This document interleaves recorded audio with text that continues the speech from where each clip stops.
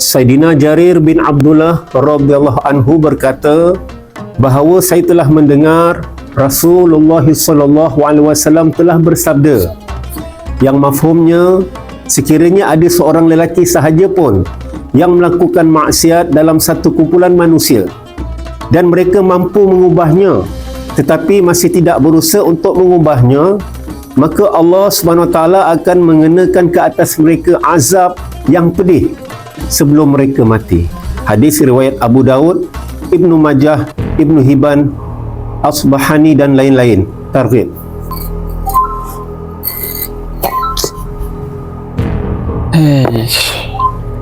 Berapa kali ya buat ni asyik jatuh ke?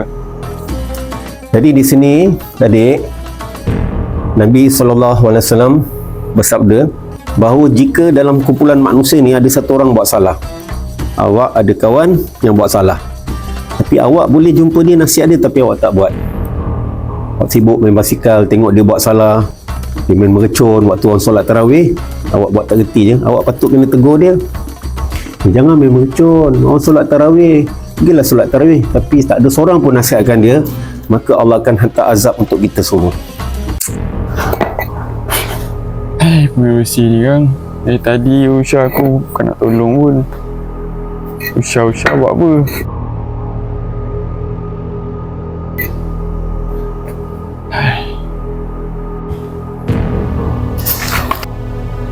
Jadi maknanya dakwah ni penting.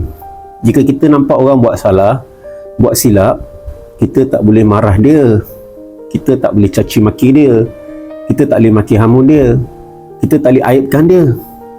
Tapi Nabi SAW bagi tahu kita kena jumpa dia, nasihatkan dia, atau kita rasa kita ada ilmu, yang mungkin kita dengar ceramah ustaz, kita sampaikan dekat dia. Ya Allah. Naim, saya dari tadi, saya duduk lama kat sana, saya tengok awak kejap jatuh batu ni. Bila nak siapnya?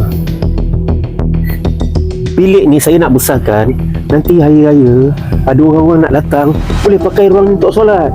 Allah SWT suka sangat kalau di kalangan manusia, sesama manusia saling bantu-membantu untuk memperbaiki diri masing-masing. Allah tak suka kalau kita marah orang yang buat salah, kita maki hamun dia, kita benci dia. Tak boleh. Kita cuma kena benci perbuatan dia. Jika macam ni lah cara awak kerja, saya rasa Raya Haji tahun depan pun belum tentu siap lagi. Dan kena terangkan kat dia apa yang tak betul supaya dia boleh perbetulkan kesalahan dia. Jangan marah saja-saja. Kalau tak siaplah bilik ni Naim, jatuh reputasi saya sebagai pengurusi surau ni.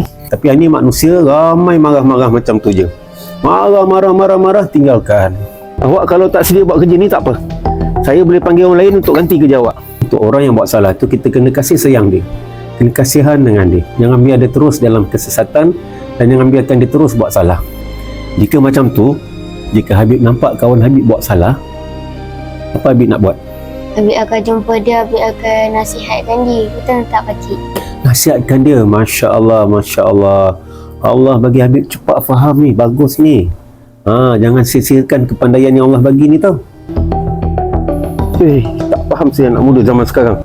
Allah bagi Habib cepat faham ni, bagus ni. Jangan sia-siakan kepandaian yang Allah bagi ni tau. Lepas ni jumpa mana kawan-kawan, nasihatkan dia, jangan ejek-ejek dia.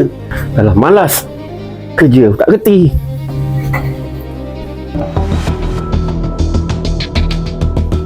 Kenapa pengurusi tu macam dia ini? Dia marah siapa tu? Habib tunggu jap, Acik nak tengok.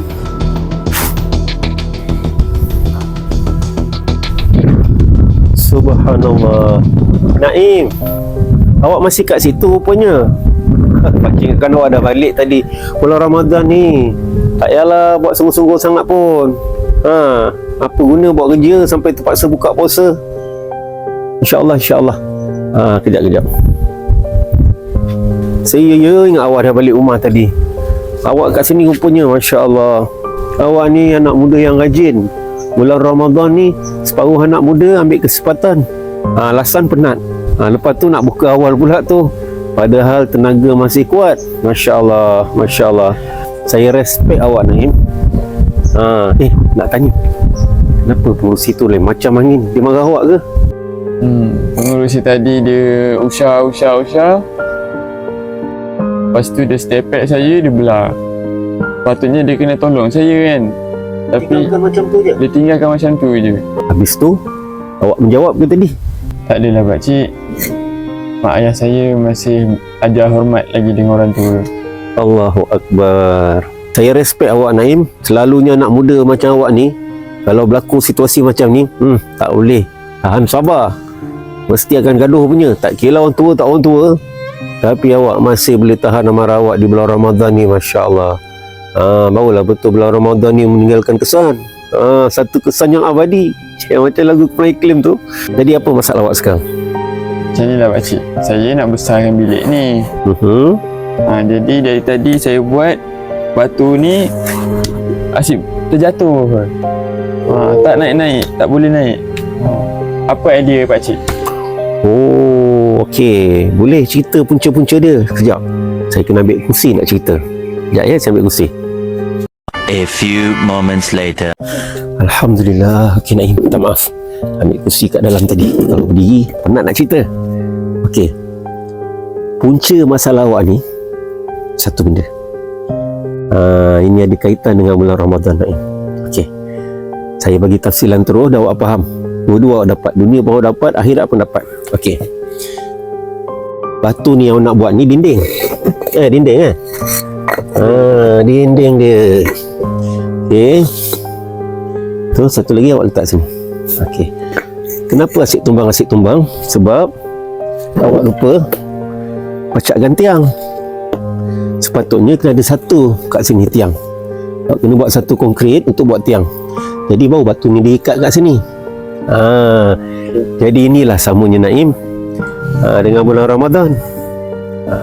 Jika kita berpuasa ni umpama dinding yang boleh menjauhkan kita dari segala kemaksiatan, tapi kena dikukuhkan dengan tiang. Apa tiang agama? Solat. Jadi hari ni ramai yang berpuasa tapi solat tak didirikan.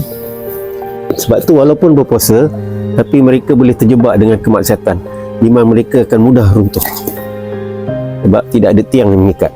Sebab tu Allah SWT perintahkan sebelum datang perintah puasa ni, kita ada perintah solat. Solat tiang agama. Ini berapa ramai orang berpuasa sungguh-sungguh buat dinding, tiang tak didirikan.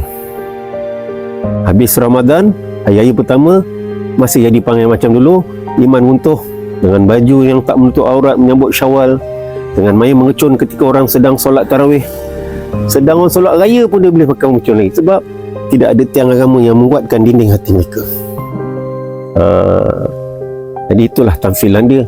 Jadi macam itulah juga bila awak nak buat dinding ni, dinding dia bagus tapi bila tak ada tiang, waktu mana-mana rumah, mana-mana bangunan, mereka akan buat tiang dulu. Dan yang berikutnya, kenapa ini boleh tak rata? Sebab awak buat kat tapak yang tak rata.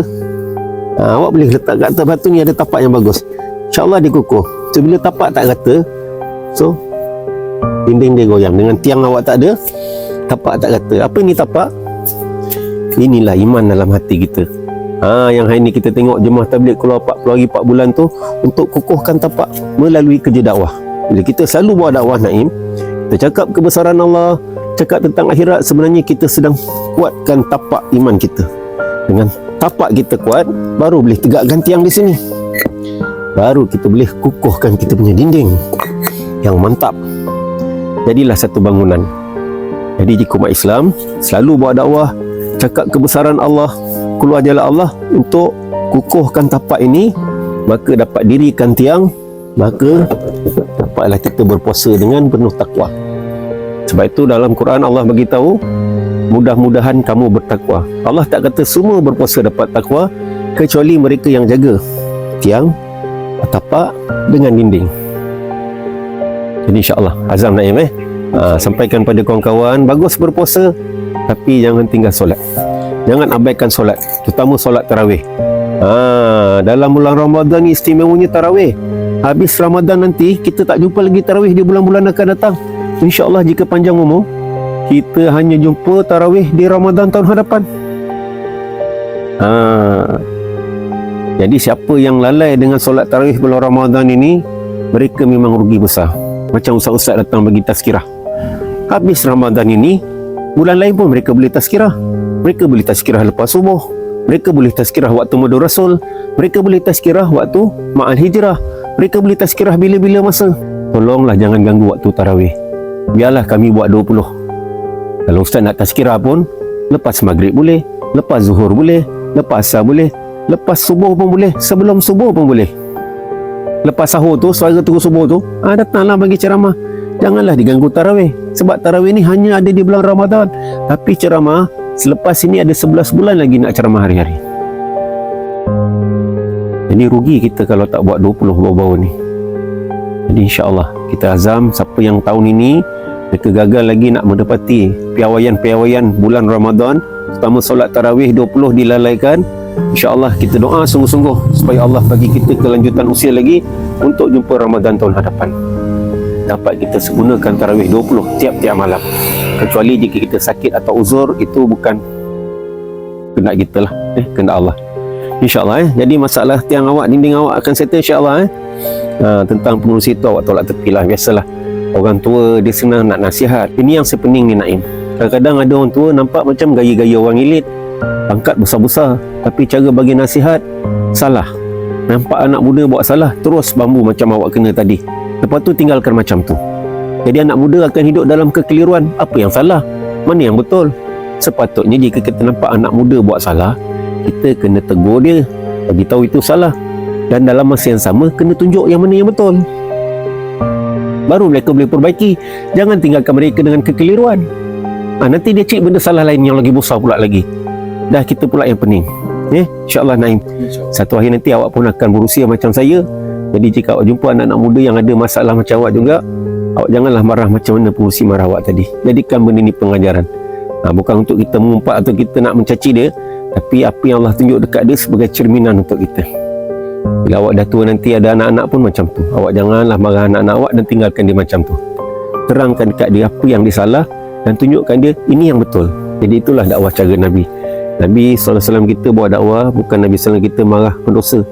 Nabi pujuk rayu pendosa kembali kepada jalan yang benar dengan penuh kasih sayang. InsyaAllah Naim, masa pun dah nak maghrib ni, kita nak buat persiapan berbuka. Awak buka kat Sarwal lah ya. Malam ni kita ada iftar.